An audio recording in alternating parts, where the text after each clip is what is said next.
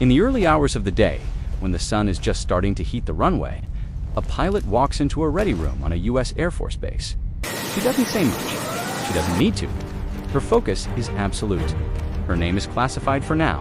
Call her the Warthog pilot. She's one of a small but growing number of women trusted to fly one of the most feared attack aircraft in the U.S. arsenal. The A-10 Thunderbolt II, better known as the Warthog, she begins to gear up. It's a routine she knows by heart, but it never feels routine. The olive green flight suit goes on first. It's lightweight, flame-resistant, and designed for speed and protection. Then come the boots, tight and reinforced. The G-suit, which helps her body handle the intense GI forces during combat maneuvers. She pulls on her gloves, straps on her survival vest, checks her radio, and finally grabs the helmet. Carbon fiber comes integrated. Visor sharp dot, then it happens. The red light flashes.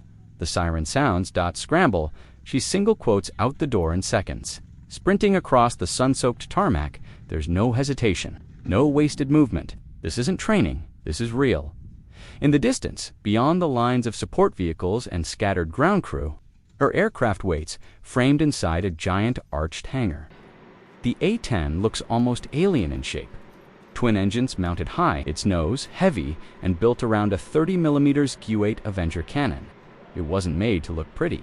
It was made to survive, destroy, and return. And she's trained for exactly that.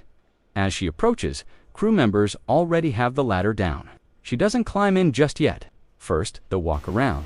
She circles the aircraft quickly but precisely. Wings, flaps, fuselage, tires, fuel panels, weapon mounts. Everything is scanned with the kind of attention only years of training can develop. Only when she's satisfied does she climb into the cockpit. The canopy drops. The world outside fades to a dull hum. Inside, it's quiet, almost meditative. Switches click, systems boot up, radios come alive. The ground crew gives the thumbs up. She responds with a nod. The twin turbofans ignite with a deep, low rumble that turns into a roar. Fiery exhaust trails glow orange as the engines spool. The aircraft rolls forward, slowly at first, then faster, then throttle to max. The A-10 leaps from the runway, nose high, engines howling, flames trailing behind. She pulls up hard, banking toward the horizon. This is not just flight, this is purpose. Let's pause, because what you just saw, a woman strapping into 12 tons of titanium and jet fuel and taking to the skies, that's still rare. Only about 10% of all U.S. Air Force pilots are women. And for fighter and attack aircraft, the numbers are even lower. Every time one of them climbs into the cockpit, they're not just doing their job. They're reshaping the definition of who gets to lead, who gets to protect, who gets to bring the thunder. Flying the A-10 isn't about speed. It's about survivability, precision, close air support. It flies low and slow on purpose, to protect troops on the ground, to take hits and keep flying. There's a reason pilots call it the flying tank, and there's a reason she chose it her mission today.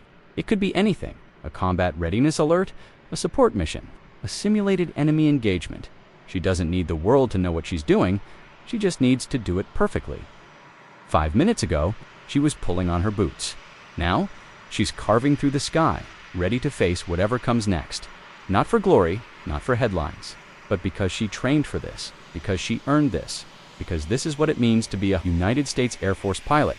She doesn't just fly, she leads, she protects, she dominates the battlefield from above. She flies the Warthog.